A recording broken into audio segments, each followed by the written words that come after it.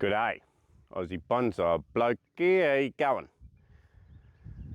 Well guys, a lot of you have been talking about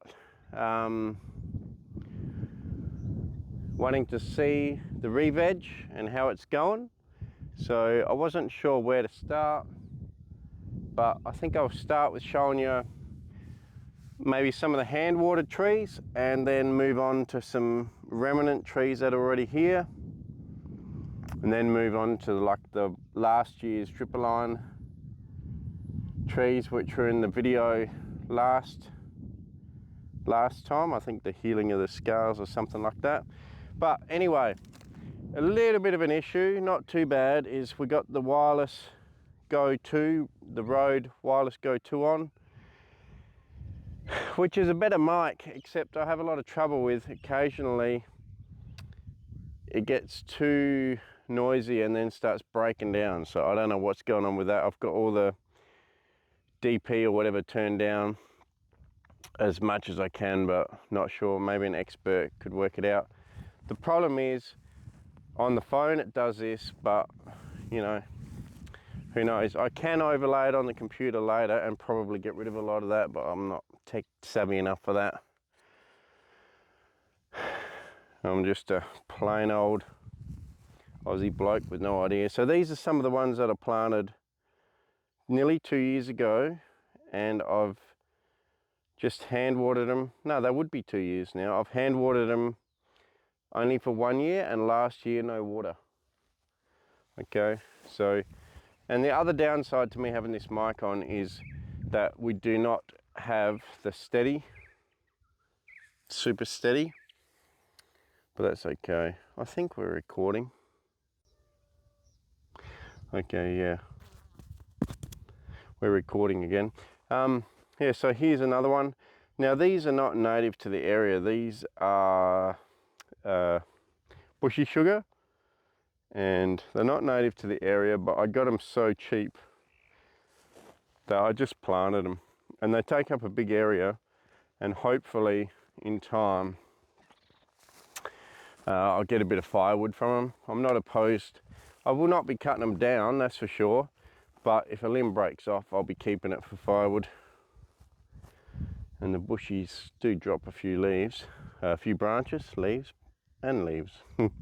So here we go. We got a wattle of some sort. I think it's a silver mulga, quite an old one, maybe 12 foot high, and you can see there's a nest in there. So that could be anything from a finch to a babbler or something like that. Seems to be a lot of nests in the trees. Oh, this one here's a different one. This one could be maybe that one could be a socialist mallee. I planted quite a few different varieties. And since we've taken the sheep off, you can see all this native grass everywhere. Salt bush is growing.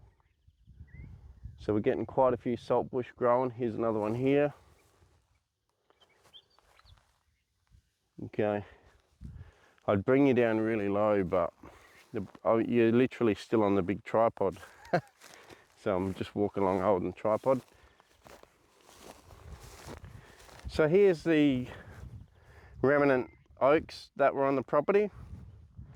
No new ones have grown because the sheep are on here, but since the sheep have come off, there's been, you know, I reckon I've found probably 40 odd new oaks growing this year. Weeping oak, I think. Some sticky wattle, I think they might call this. Okay. And a lot of it's all looking happier because the sheep aren't eating it, so it's doing really well. There's some more silver mulga, which is a wattle.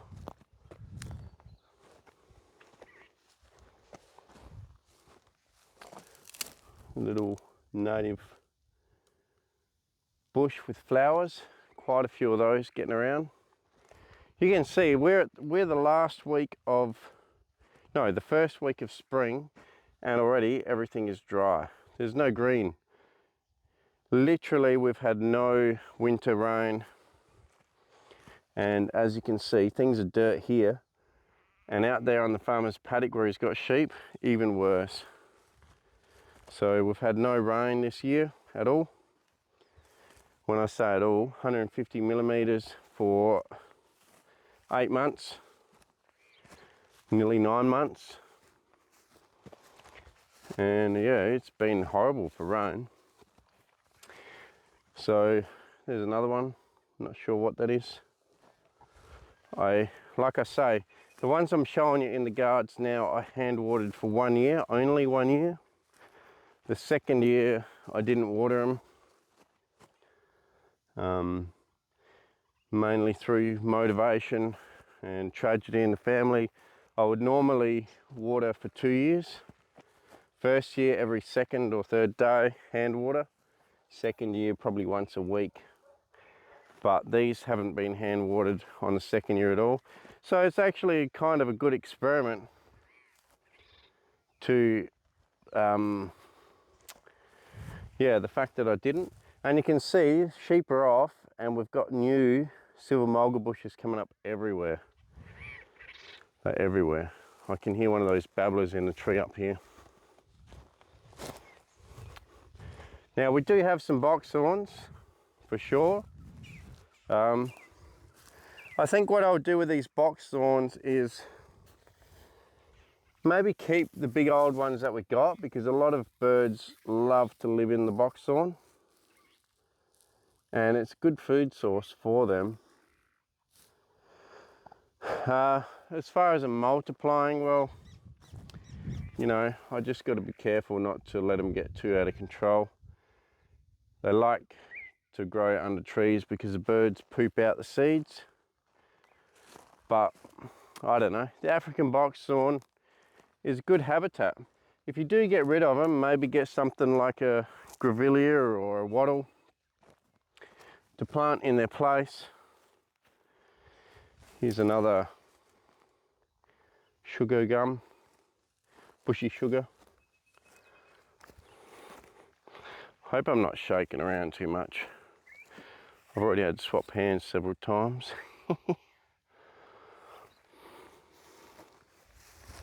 So yeah, using this mic, I mean, these mics were expensive. They were $400 friggin'. So I mean, it's good to be using them again, but it'll be interesting. This is the first time I've used it on my new phone. So it'll be interesting whether the new phone can handle it better without an interference. We'll see. There is a prickly acacia. This is not the weed variety. This is a naturally growing variety in this area. It looks like it's got some sort of rust there. Something going on. But it's happy enough. And you can see all of the silver mulga bushes growing everywhere here now.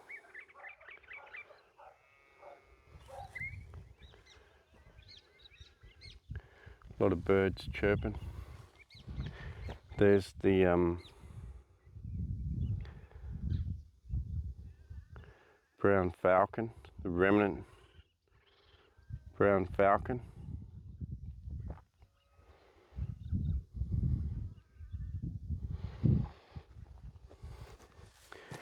Right, so yeah, we're gonna do a full tour. I'll keep you guys live for the majority of it.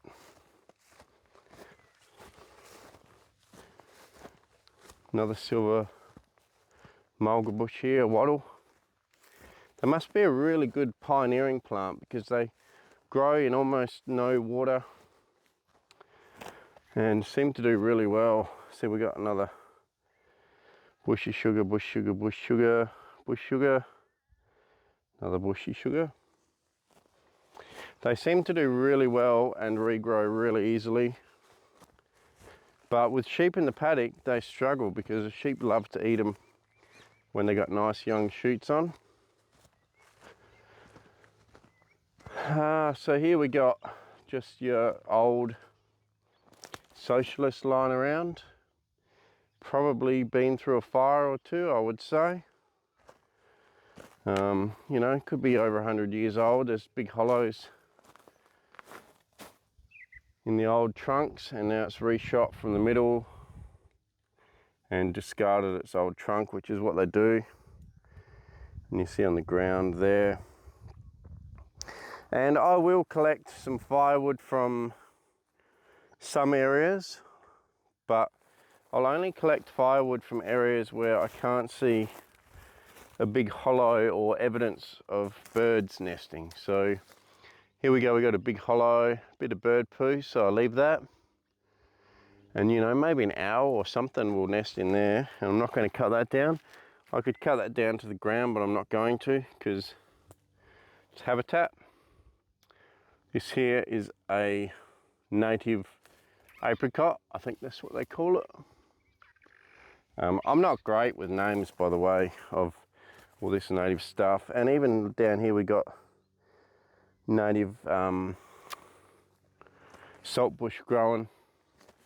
There's a few different kinds of saltbush, so you know, forgive me if well, I'm not even going to try to get it right, so I'm not going to get it wrong. Basically. So here we go, we got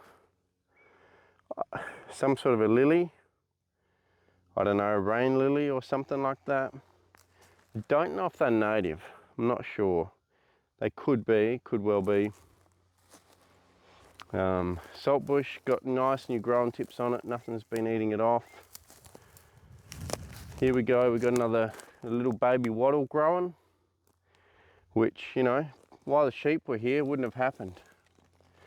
And another thing it does too is it allows the older trees to re-sprout from the bottom when they're going through a harsh drought without being eaten off. And then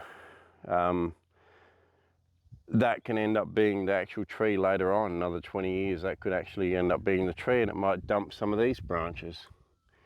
But with the sheep constantly in here, it has no choice but to try to keep growing the old branches, even in a drought, because the sheep keep eating all the new growth down the bottom. So here we go, we've got more new growth down the bottom of this tree. You can see that.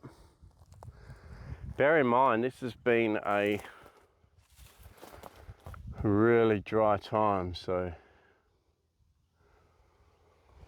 yeah, big old tree. I just love being down this remnant part, you know, the old part of the property. There's another one of those native apricots growing from seed on its own, and was not there while the sheep were still here, so it's only grown since.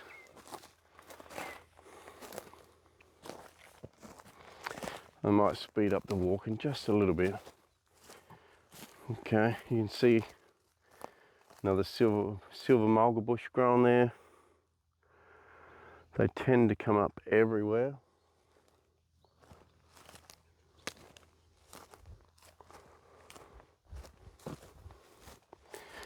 So you can see certain places don't look too bad now. The big gaps that we had have been taken over by the mulga bushes, and it's starting to actually feel like you can walk around the property now with a bit of privacy, rather than before people could see everything that you're doing. So here's some socialist mallee grown here, and planted a couple of years ago, watered 1 year, last year, as I said, no water. Boundary of the property is over here. So although they're 2 years old, they haven't grown much, because every now and then a kangaroo comes along and has a bit of a snack. You know, good on the old kangaroo. Opportunistic feeder. And a few rabbits as well.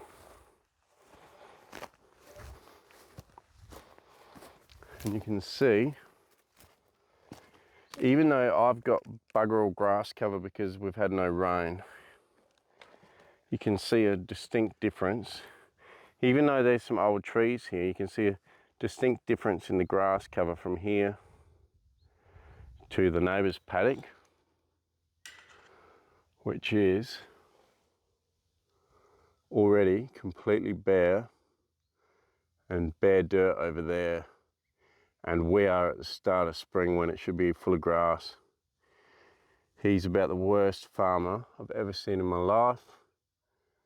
Does not vaccinate his sheep. They get tetanus, they get fly blown, they die.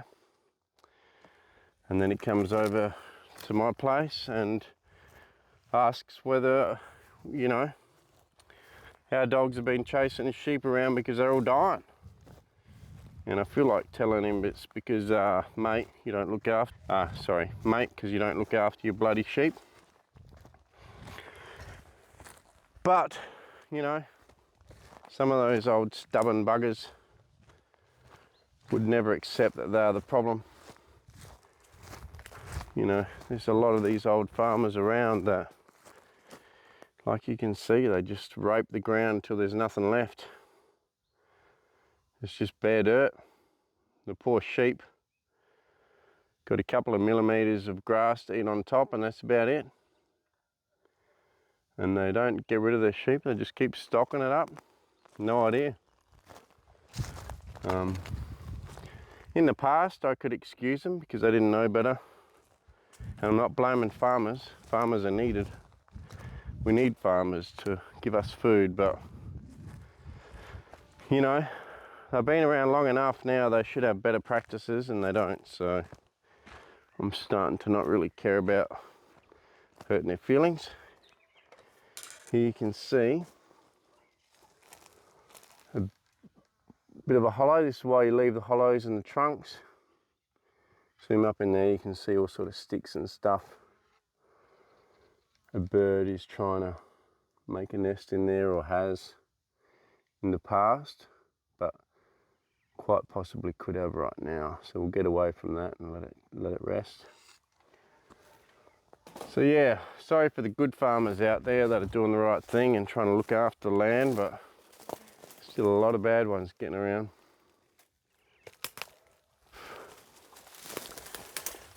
But they know best. They say they love their land, yet they just keep raping it. Oh. This is a big area here where it looks like something's fallen recently.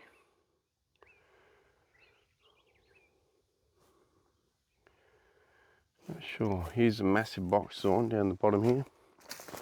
And yeah, okay, having a box thorn like this, it's not great, but if I was to get rid of this, where do the little birds hide? The little birds love hiding in the box thorn. They eat the box thorn. Before I want to get rid of something like this,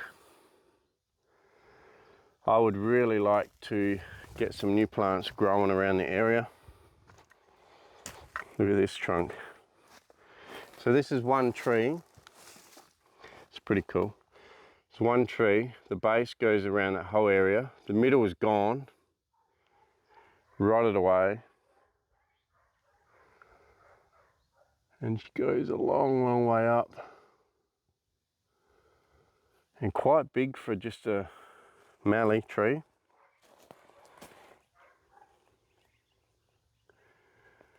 You can see that, beautiful. All right, let's make our way over. So yeah, massive base on it now. The middle's gone, but the sides have grown out. Just like I showed you before, they grow from the sides. And then the new growth takes over. The old growth dies off. So here's another big, beautiful tree. Glass, like nesting in this one. Look at that big, beautiful tree. One of the old originals, you know. Probably there before white man came along and destroyed it all.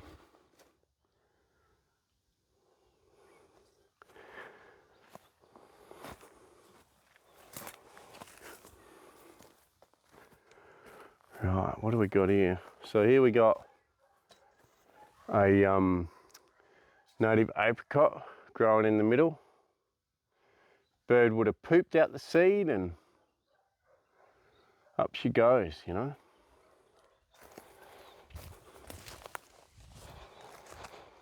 Look at all this saltbush growing everywhere now. You can imagine in a few more years, the sheep have only been off here for 2 years. You imagine a few more years, this will be all saltbush under here, snakes as well. And there'll be silver mulgas growing everywhere. I'll keep the numbers of these boxthorn down. I'll only let live what is already living. And if any more grow, I'm gonna have to knock the boxthorn on the head, but I'm gonna leave a few. And people get really mad at you for doing that. And I'm sure some of you guys are too. There's a native apricot again, I think, growing next to the saltbush under the tree. A lot of new life starts under old original trees. They just sort of harbour a nice little environment for everything. In droughts, yes, they might suck up a bit of moisture, but there's one that I planted, Socialist, I think. Another one. Okay. Now this section of the property, because all the farmers have had no cover on their property, the wind blows over here, it's all rock and clay on the other side, and this side here is all dirt, sand, because this is where it all settles, because the predominant wind comes over the top and all the sand settles here. So it's actually a sand hill, which is actually really cool because I get to collect beautiful pure sand for top dressing the lawn and doing all that other stuff. And yes, I have lawn, but I also have a lot of other stuff planted, so I think that counteracts the lawn, because a lot of people don't like lawn. But this is where I collect a lot of stuff. And not only that, we also get the rainbow bee eater in the banks. So I can confirm this is a rainbow bee eater nest, and that one from last year, because last year I saw them in there and they kept coming out. Every time I'd walk down, you'd see them come out. And there was cobwebs in front of that only a month ago, and they've cleared it, ready for this year. So that's really cool. Rainbow bee eater, extremely pretty bird. I'll try to put a picture of one in if I can. It's getting nice and still now. So yeah, this is rabbit warren. Because it's all dirt, it's just a rabbit warren. All rabbits everywhere, little rabbits. So yeah, the sheep are beautiful. There's too many allowed to roam around all the time and nothing's allowed to grow. That is the issue.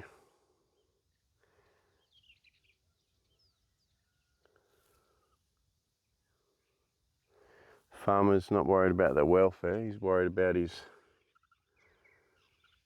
check at the end of the day. I know, because I met the bloke, he's an a-hole.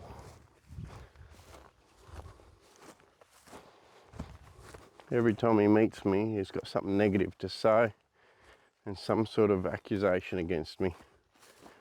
I think because I'm here trying to replant, he doesn't like that for some reason. He likes everything bare, ready to grow grass.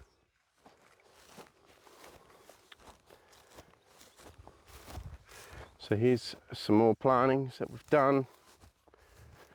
These have been, like I say, hand watered 1 year and then nothing the second year. Here's another wattle, full flower. Absolutely beautiful. Now, apart from the socialists, we also have a few, I'm going to call them SA blue gums, but I could be wrong. Correct me if I am wrong. But we do have a few SA blue gums. We also might come across a few diamond firetail because they love flying around here as well. So here we go, this is a native apricot again. Beautiful. And here is,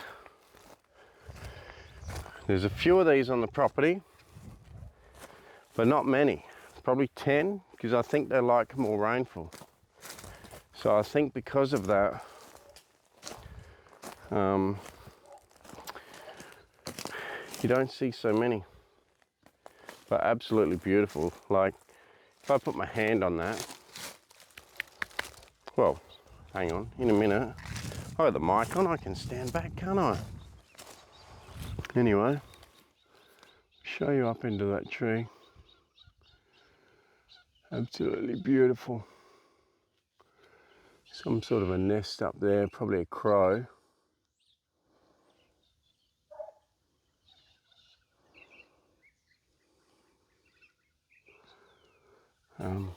Yeah, I'll just put you guys over here and I'll go and stand under it. Show you the size of the thing, you know. Yeah, she's a beautiful old tree. I've got probably only this one and one more that are this size. Well, not I'm looking after. But beautiful, the whole thing twists and snakes around, and a lot of dead wood and old trauma in its life, but absolutely beautiful tree. Would harbour all sorts of birds, insects, everything. Like, I don't know how you could live with yourself cutting something like that down. People can, they can live with themselves. I don't know how. The amount of animals and birds and things that live in these things, and we just chop them down, think nothing of it.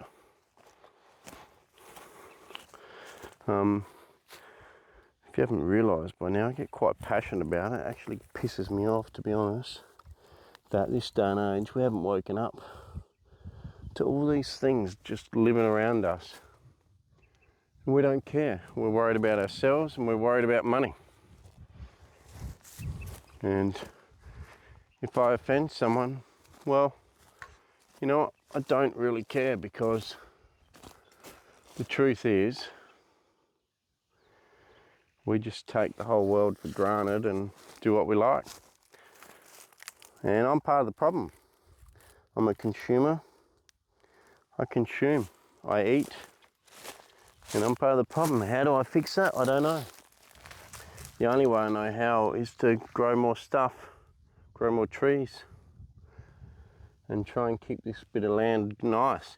Here we go, we've got a golden wattle. We don't actually have many wattles on this property at all, to be honest. We had none, zero. And in the last year, I've found several plants. All right, we're gonna have to hurry this up, guys, because I'm just rambling on, and it's gonna get dark. It's another socialist, I think. This is a really dry area. Super, super compact. And I'll show you something else too. The trees that I grew from seed, from the trees that were already here, are doing the best. So these were grown from seed, from trees that were here, those big ones. And look, grown beautifully. And again, grown beautifully. And again. I do want to show you real quick. Oh, there's too much to show you. I don't know what to do. I got so much to show you, but Such little time before dark and the video is going to get massive. This is going to be, this here grows a lot of mushrooms in this area. After a good rain, the mushrooms come up. I'm not sure why, but they do. More wattles. So I suppose I could probably tell you that we've got 30 acres here. I've planted up maybe 15, maybe not quite, maybe 10 to 12. And see, that's a blue gum, I think. 10 to 12 planted up. And I figure that everything else on this property is starting to go good enough now that can I let it re-veg itself. And then I have some planted areas that maybe not quite native to the area, but native to Australia. And then have some areas that are natural re-veg, which means they re-veg themselves. There was enough seed left in the seed bank, took the sheep off, and the land took care of itself. So that's really cool.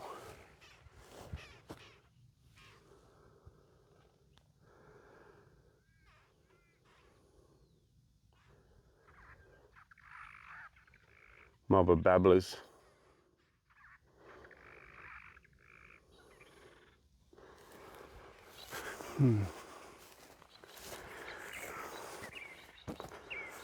All right, do you know what? The wind's died down enough. I think we're going to go without the Rode mic, just in case it's been mucking around. And it'll be a good comparison, half the video with the mic, half without. Okay, let's just keep moving. Keep moving, keep moving, keep moving.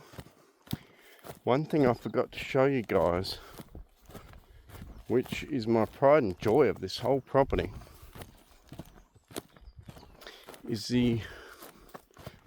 what I would consider the oldest tree on the property. So next to all of these is this one here. And I'll bring you into this guy. She just snakes its way along the ground, up and down, up and down. Absolutely beautiful. So I forgot to, I don't know why, but I forgot to show you guys this. So as you can see, it just keeps snaking along the ground. And then it snakes and snakes and then goes right up in the air up there. I'll get on the other side. And it snakes this way. Beautiful. And then it keeps snaking. Cruises up and around the corner there. Right up the back there. Absolutely beautiful tree. You know, hard to date, but the middle of the tree is completely gone. Now, this tree used to be in there, and then this is all growing around the sides and regrowing and regrowing, and it's hollow in itself, you can see. So how old is it? Who knows? Could be anywhere from 200 to 500 years old. Then we have this really nice quiet area in here where you could almost picture setting up a campfire and chilling out. So for a bit of scale, I'm going to hop on the tree and show you guys how big this damn thing really is. I'm going to have to yell now because I don't have the mic hooked up.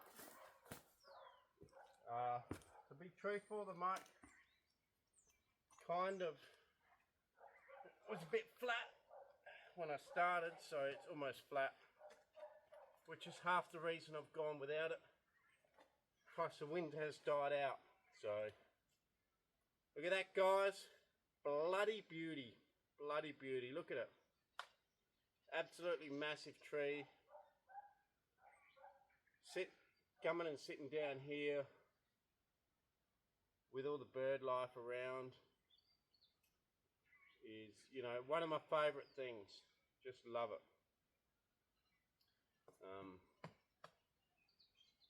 You know, thinking that someone can come and chop something like this down just makes me damn right mad.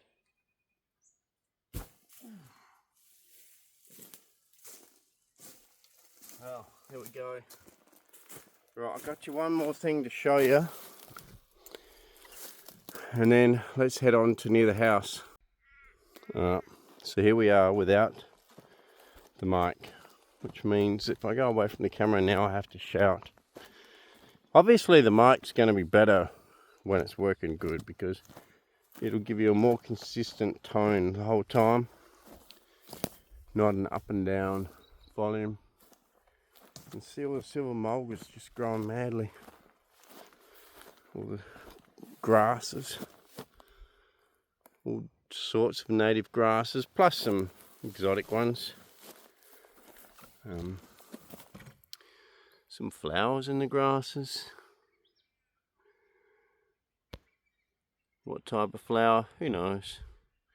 Is it an exotic? Could be.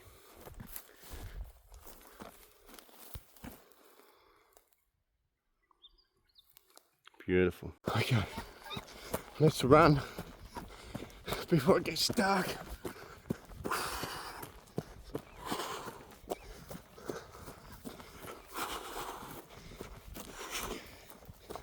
Just keep on running.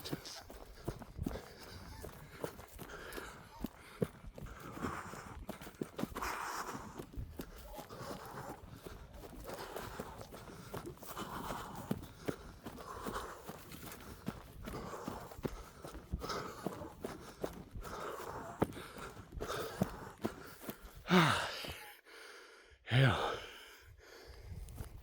Oh, okay. So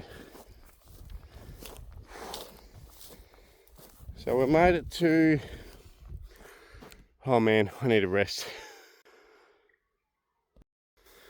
So we made it to last year's plantings.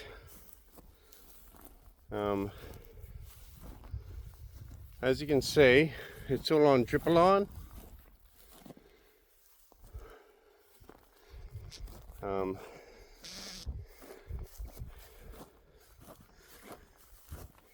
Probably only half of it, maybe 65% survived because they were very, very weak trees when they went in. But that one's up to my waist, so that's not bad. Another good one here. See, dead one in there. So it's not always a success. They got planted a bit weak. As seedlings, they grew and then dried out, and then, you know, they were half dying, half regrowing when I planted them all. And as a result, probably only 60% take, but hey, it's better than nothing.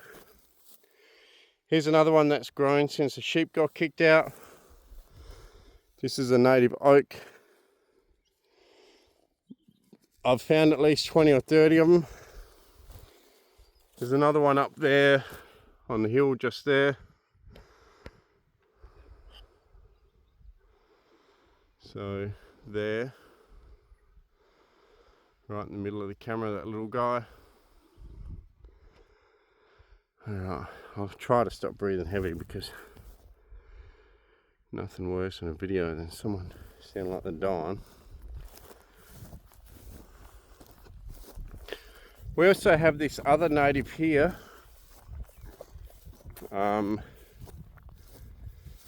which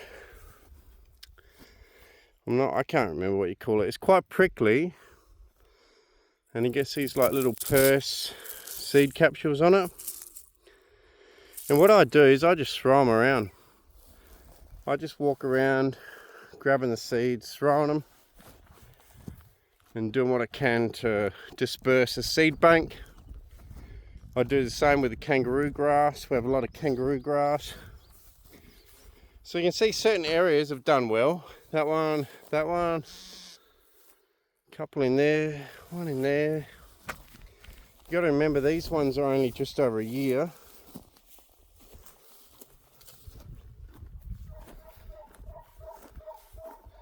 Yeah, that one up to my waist, maybe a bit more.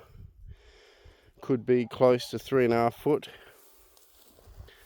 Another one here is doing well. Another one here.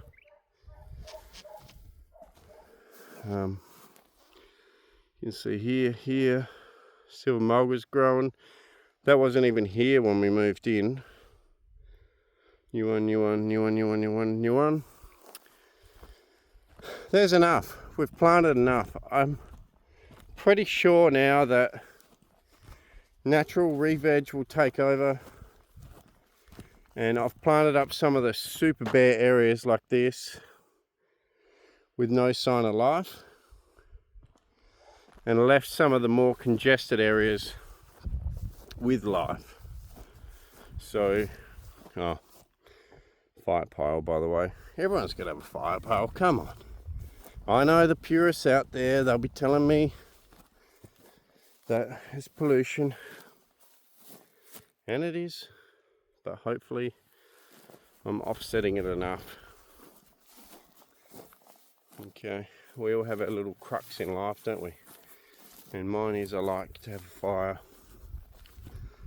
Okay, so here's another native oak grown on its own. Get the sheep off, it's amazing what happens. You know, a farmer would tell you, don't worry, the sheep don't eat much. Absolute bullcrap. Absolute bullcrap. They tell you that and so that they'll graze your grass for you. And they don't eat much in the way of trees, but that's crap, because if you've got a paddock full of sheep for 100 years, your youngest tree will be 100 years old. And you know why that is? Because they've eaten every other tree that's tried to come up. And that's the truth. So I think this land has been grazed then rested, heavily grazed then rested, and that's why it's able to re-veg itself with this natural silver mulga. You can see, oh yeah, and there's another big glar tree, by the way. That's the second big one. Absolutely massive. My shadow doesn't do it justice, but that tree would be 15 meters tall, probably, maybe 20. Alright, so yeah, it's just been so much regrowth. There's so many areas that I could show you where there's a heap of regrowth, but we're running out of daylight. Anyway, you guys get the gist. I'm taking you for a good walk anyway. You can see all the natural grasses and bushes. You can hear my dogs barking in the background. They want to get out. I've kept them in while I'm in the back block, because this back block, I can't keep control of them while I'm trying to film. Look at these beautiful flowers. I can't keep control of them while I'm trying to film, which is a bit of an issue. So I left them in their little yard.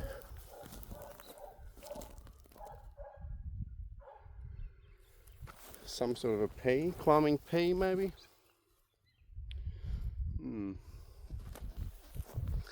Anyway, she's all good. So what we'll do is we'll go and let the dogs out in a minute, and then go for a walk around that yard. And that's a lot shorter walk, so Oh, by the way, if anyone's fast forwarded, I don't blame them. Long video. So if you fast forward, that's fine. Now,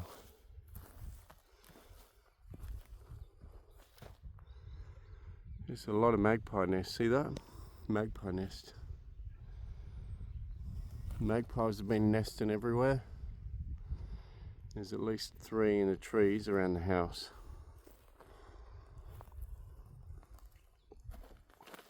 Alright, let's go let the dogs out. I'll walk you down this way. You can see some of these plants are still growing. They're small for 2 years, or 1 year. No, they're 1 year. They're quite small, but then some of them, like this one, are not bad. So that's probably 2.5, 3 foot tall. 2.5. I think all in all, we're going to have a pretty good success. It's another nice one out here. You can see it here.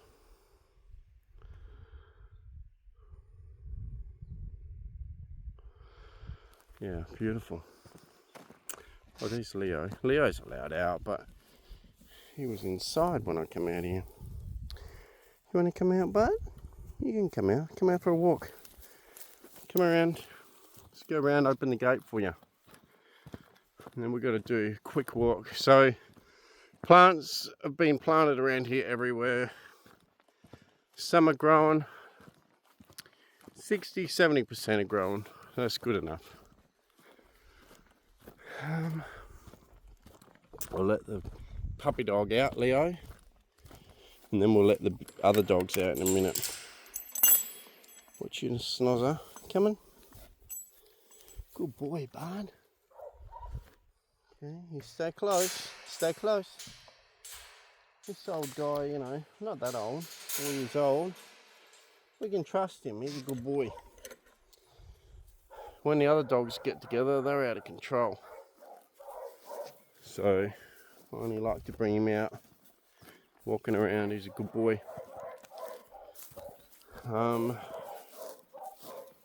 We also have some of this butterfly bush, which might be called cotton bush or something. It's a weed, but has its purpose. The wandering butterflies love it. So there's all sorts of nests and stuff around in these trees. A lot of those silver mulgas have a nest in them. Alright, let's go this way. Just birds cruise around everywhere. We get a lot of honey eaters, pardalopes, diamond firetail, yeah, rosellas, chats. Had the crimson and the white fronted chat. So this is probably my 3rd year planting, maybe year 3, which means that it's nearly 3 years old. And you can see some of these trees now are 10 to 12 foot tall. That one there's 10 to 12, 10 to 12. That one down there would be. That one was already here, but it's doubled in size. And all these trees you see through here have been planted. This was bare patch pretty much. The mulga bushes have grown around the bases of some of these trees because I had dripper on them for 2 years.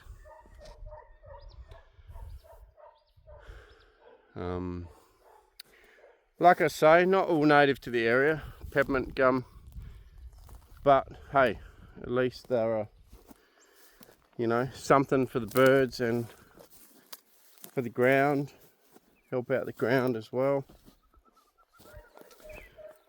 And they are native to Australia, just not all native to the exact area. But I haven't been a stickler for making sure they've been native to the area.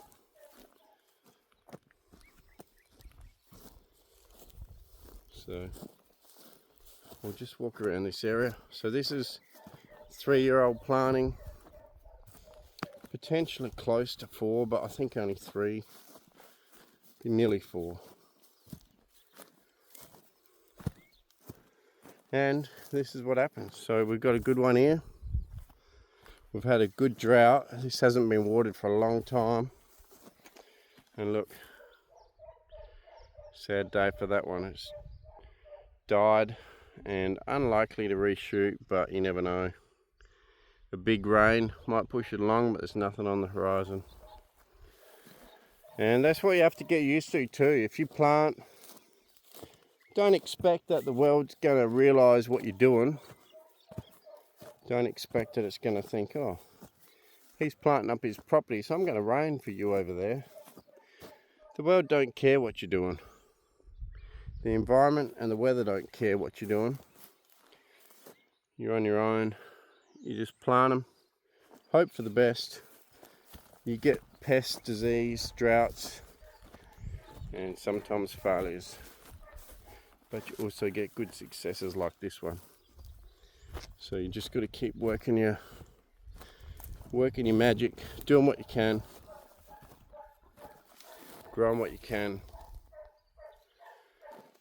and in time, your hard work will definitely pay off. I'm still in the middle of seeing my hard work pay off. I definitely haven't seen all the hard work pay off yet, but we're getting there, you know. Like, you look at this, apart from beautiful dog, all beautiful, trees growing in, and like I say, when we moved in here, that was red dirt and probably barely a bush a foot high. If you really want to go and see what it used to look like, have a look at my original Australia Day video. If you have a look at that, and that really gives you a great indication. I'll try and link that to this video, and guys, please go and watch it, because it's a huge contrast between then and now.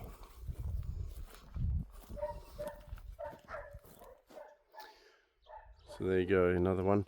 This is the kangaroo grass. Not the right time of year for it now, but we get massive patches of it now. When we moved in, nothing. So, alright, we're going to walk fast now because time is seriously just ticking by. Yeah, we got all sorts. I don't know what most of these are, by the way.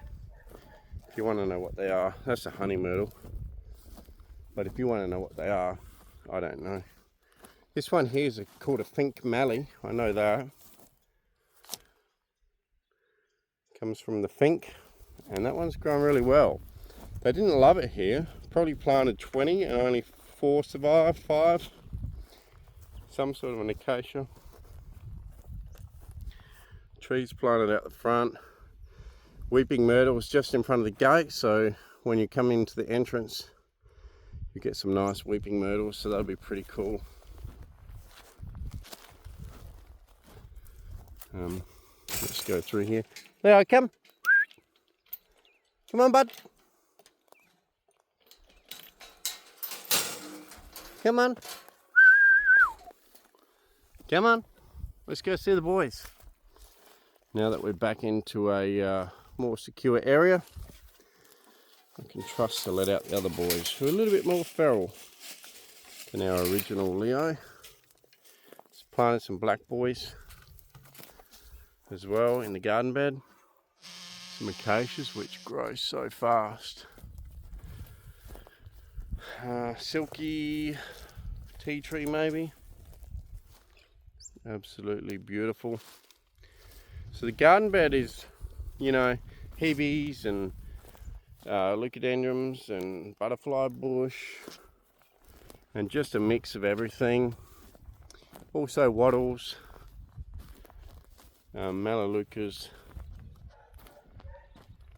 another acacia, boobiala, some sort of a boobiala I think, native hibiscus. They're not all natives, but A lot of it is an olive leaf grevillea. Look at that, grevillea. It looks like an olive or a silver mulga, but it's actually grevillea. And that one there has blue wrens in it, and I really wanted blue wrens to move in. And the blue wrens have got a nest in there, so that's really cool. Because blue wrens don't like going across open paddocks. And because there was nowhere to nest here or to settle in, and no insect life, we didn't have them. But somehow they've made their way here and decided it's good enough. Here's some sort of melaleuca that spreads out, snaps off, limbs die, reshoots at the base and goes again. And here's some bits and pieces. This is a Jap maple. So I'll take you into the Jap maple. Here's the old pool. Bit of a water reservoir at the moment. She's old and rusty and done. Here's a Jap maple. Look at this. Definitely not a native, but absolutely beautiful. And whoever says you can't grow in 40 degrees, well, don't know what this is. And those over there are the honey eaters. The New Holland honey eater nests. I've seen them in there nesting before, so I absolutely love it in there. The old dog yard. If I burn them. Succulent garden, cherry plant, mulberry tree. Just really trying to cruise through fast. Rosemary hedge. Look out, lamb. We got plenty of seasoning. Lawn, which is regrowing after winter, so as you can understand, doesn't always look that great. More garden bed over here. You know, a bit of a mixture, some native, some not. I'm not a purist native, but you know, I try Westringia, which is a native. Bird bath, bits and pieces. Pig face right now. If I come here earlier, it would look beautiful. See all the flowers closing up right now in the pig face? Earlier, they were all wide open. So, pity I missed it. I was a bit slow, but anyway. Pear tree.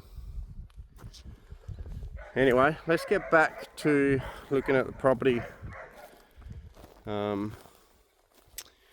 More of the natives. So let's get out of this exotic stuff, because I know the purists right now will be cringing all day long and wanting to see some more natives, so let's do it. Caravan tractor. So here we go, we got a wattle. This is a roundabout, and it's just a roundabout of a wattle. A Tassie blue gum, dreaded olive right there, another wattle. Cherry tree, which is in flower.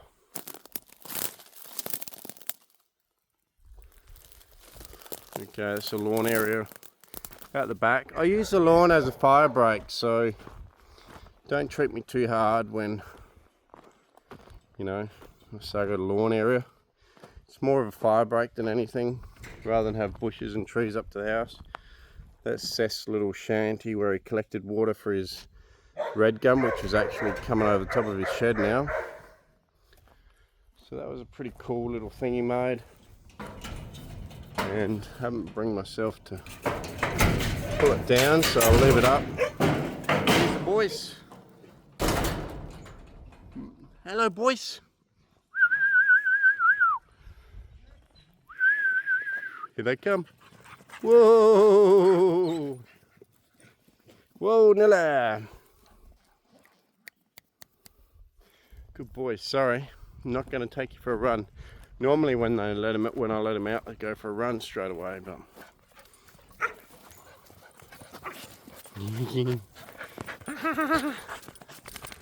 Oh, you guys are crazy. I've been cooped up all day. Alright, so this is another tree near the house that was already here. We only really had this one and this one near the house. Everything else was bare dirt, the whole lot. There was nothing, absolutely nothing. And if you don't believe me, go back to the Australia Day video and have a look. So yeah, like I say, that there's more of a fire break. We water it just enough to keep a little bit of green grass, just to keep the fire away if we get a grass fire come across. Although with our neighbour and his overgrazing, the risk at the moment is highly unlikely because he's got a pure dirt paddy. Oh, this is my last planting I've done, only a couple of weeks ago. I built like a swale thing around here because we were getting water running out the driveway, and it would run around the house and go out the front yard and into the creek down there. Now, with this swale thingy, has to run right along here, fill up a big reservoir down there, a couple of more reservoirs around the back there, and it never really seems to make it out the front yard anymore. So we've planted it up with all sorts of, a lot of bushes this time, but also socialist mallee, grevillea, banksia, and what are you? I don't know what you are. I think you're an aeromophila. But they're growing. So they're getting watered right now. So let's have a look. This is the original planting. So let's go and have a look at the original planting while we're up here. This is what we originally planted. All of this, all these trees. They only got watered for 2 years. I've been nearly 4 years without water. And in general, most of them are hanging in okay. Growing really well. Not a great year for flowers because we just didn't get the rain to give them a good chance at flowering and seeding. And they're maybe not quite mature enough too. So you can see, I'll put the camera down here, zoom out, and hopefully you get a scale of how big these things are now. So I'll stand in there.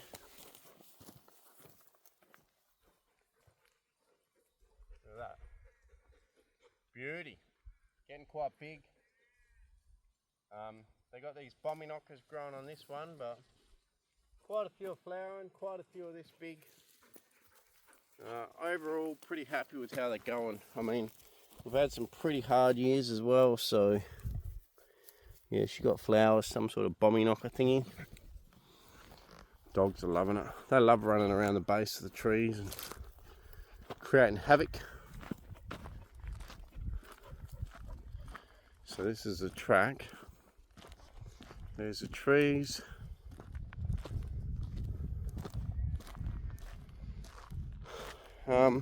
There was so many flower buds on all these trees a few months ago, but they didn't really come into vogue, you know. A lot of them have stayed stagnant, so here's some nice flowers. Don't ask me what it is. Someone will probably know.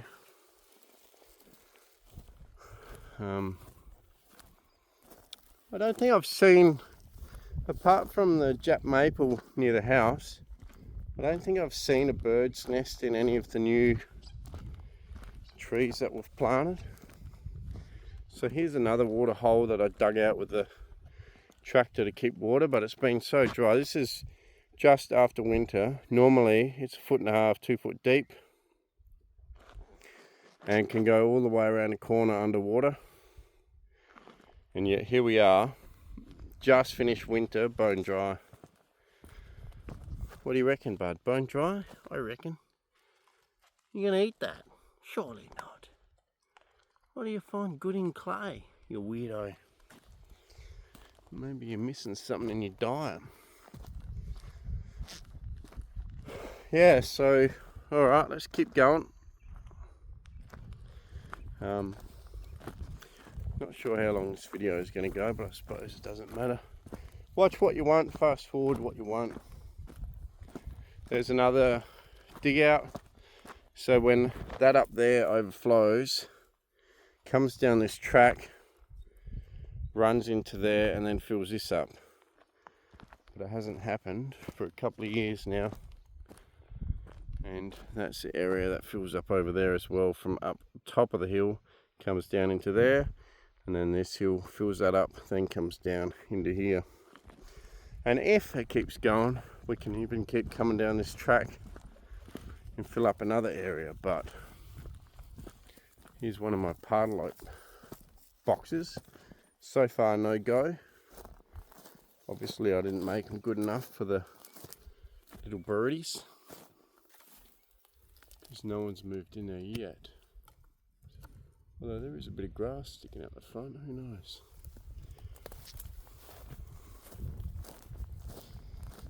Alright, let's keep moving. So it's getting dark, but I think we've made it. I think we're doing okay.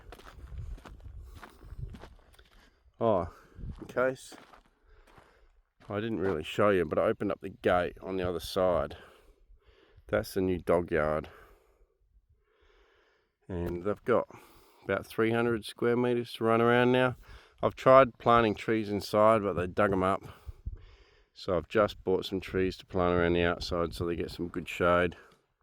They do have a little shed thingy in there that I built for them. But, you know, I figure bugger them.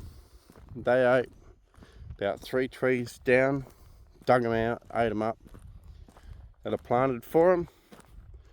So bugger them. They can suffer. Suffering, you jocks, you filthy animal. Only people that know Port Adelaide will know what that saying means. By the way, my team Port Adelaide last week did absolutely terrible. Lost by 80 points. So here you can see another area where the ground is better. And they've grown well there. There's a tank, one 10,000 litre tank. And then you've got all these trees growing really well here. Got a little kibby. Oh, kibby. Hi, Freddy, Freddy. Freddy. We'll keep walking around the property. So like you can see, a lot of stuff tried to flower and it's still sitting there. It may still flower, but it seems very hesitant because it's got so dry. So a couple of them have flowered, but you know, if you have a close look, nearly every tree's got some sort of flower bud on it.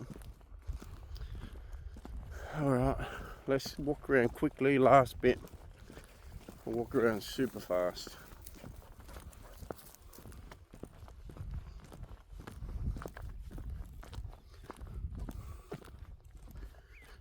It's going to be a bloody 20 gig upload the way it's going.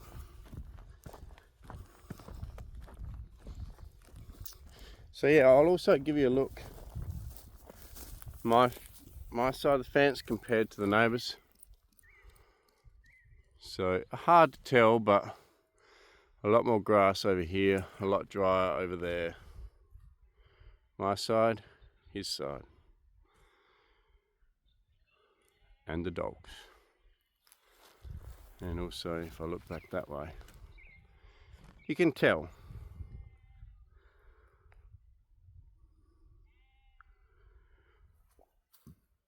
And this ground here has been some of the worst to recover because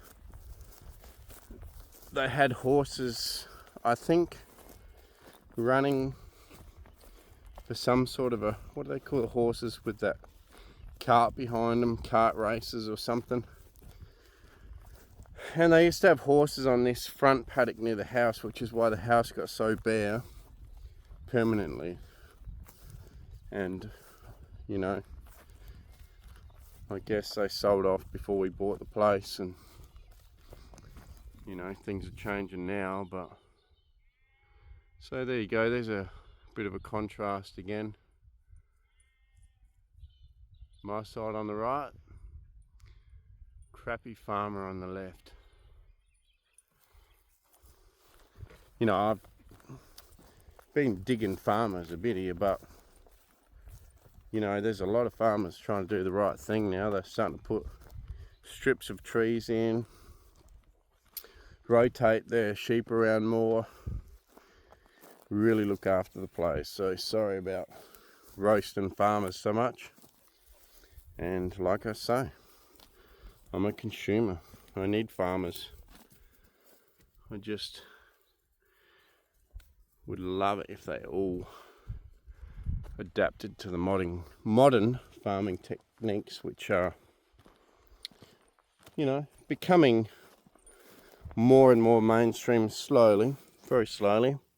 But we need to keep them accountable too. We can't just give them excuses all the time, because otherwise they keep doing what they're doing. Okay, so here's a tree that I planted out here, original planting. And you can see she's pretty big. One of the bigger ones. Obviously I wouldn't show you the smallest one, but doing really well. Another one here. I also planted a lot of bushy shrubs as well for windbreak. So the bushy ones are all these honey myrtles. Okay, and little birds also love to nest in them. Hey Roy, hello, bud, hi. Hello, bud. Hi. You are crazy, boy. Give me. Give.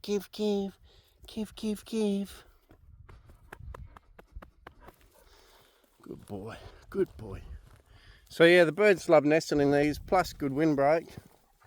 So I've tried to mix it up a bit on the original planting. Some windbreak trees, some big trees for potential firewood later on. The firewood I collect will only be broken branches and stuff that grows over the track where I need to drive through. So yeah, so you can see she's quite dry. But even though my place looks really dry, which it is because there's been no rain, absolutely nothing, you can see the other side of the fence, straight down point of view, and along is even worse.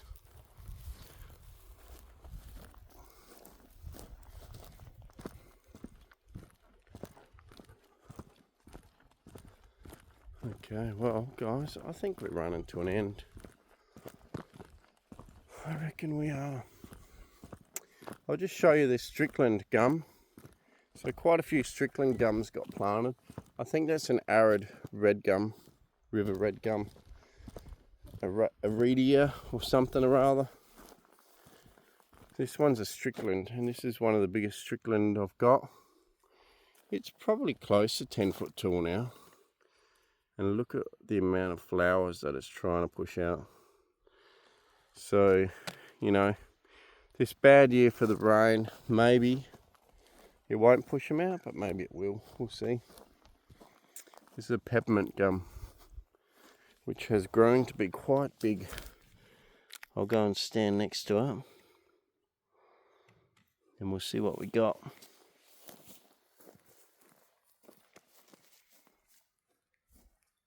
As you can see, peppermint gum growing really well, and they seem to love it out here. They grow really well. No help, no looking after, just the first 2 years water. First year every 2 or 3 days. Second year once a week, and then that's it. And the first original planting, I probably had close to 90% because they were all good strong trees that got put in. And I think if you're going to do it, that's something you've got to keep in mind. Sometimes it's better to pay more for good strong trees than to put weak trees in and have a bad success rate. So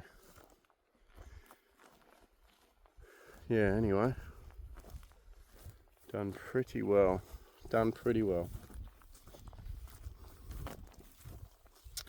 Oh, this is also, that's a little water reservoir in there too. So when it comes down the hill, fills that other one up. It comes down in here, fills this area up, and then it'll overflow into there and fill that up. And the tank overflow also fills up that little, it's not a dam, not big enough for a dam, but yeah, does that. So, you know, there's still some small trees too. After 5-6 years, it's looking like that. It's only 3 foot high. Even a little honey myrtle in here that's struggling along. But anyway, that's about it. So I think you guys got the idea. You get some success, some not.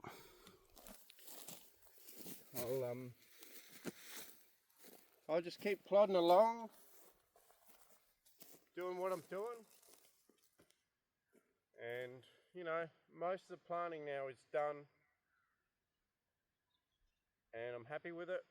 So I'm just going to let things grow now and see how the natural re-veg goes down the back, and maybe just plant 20 or 30 trees in certain areas that are really vacant of life and see how we go. But